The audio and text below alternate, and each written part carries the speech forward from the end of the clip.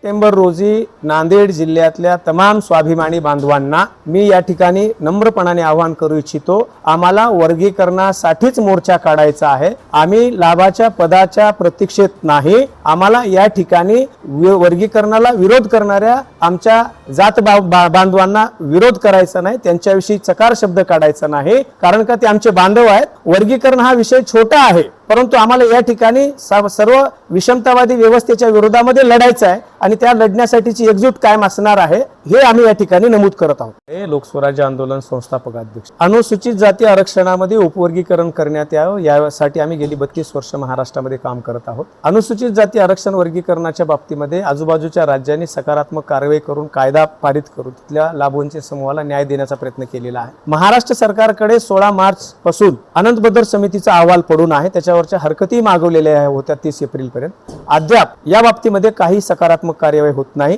वर्गीकरण करा म्हणून मोर्चे काढत आहेत आणि वर्गीकरण नको म्हणूनही सुद्धा मोर्चे काढत आहेत। यामुळे या ठिकाणी अनुसूचित जाती अंतर्गतलं जे काही सामाजिक स्वास्थ्य आहे ते बिघडत आहे आणि त्याला बिघडवण्याचं काम सरकारचे प्रमुख म्हणून मला वाटतं सरकार करते की काय, अशा प्रकारची शंका आम्हाला येते। जेव्हा विलंब होतो तेव्हा विलंब होणे म्हणजे न्याय नाकारणे, विलंब होणे म्हणजे इथला प्रश्न प्रलंबित ठेवणे अशी भूमिका असेल तर निश्चितपणाने ही गोष्ट सरकारला परवडणारी नाही। हे राज्य फुले शाहू आंबेडकर अण्णा भाऊंचं आहे, समतेचं राज्य आहे आणि या राज्यामध्ये इथल्या वंचितांना न्याय मागण्यासाठी ताटकळत बसण्याची वेळ येऊ नये, रस्त्यावर मोर्चे काढण्याची वेळ येऊ नये। सर्वोच्च न्यायालयाने जर हा निर्णय दिला असेल आणि सरकारची मनीषा देण्याची असेल तर विलंब का होतोय, ही भूमिका आम्ही या ठिकाणी मांडत आहोत। आणि म्हणून येत्या 15 सप्टेंबर रोजी नांदेडच्या जिल्हाधिकारी कार्यालयावर एक एल्गार इथल्या लाभवंचित जाती समूहाचा होणार आहे आणि यानंतर निश्चितपणाने सरकारला भूमिका घ्यावी लागेल हे सांगण्यासाठी आम्ही इथे सरकारमध्ये असलेले लोक,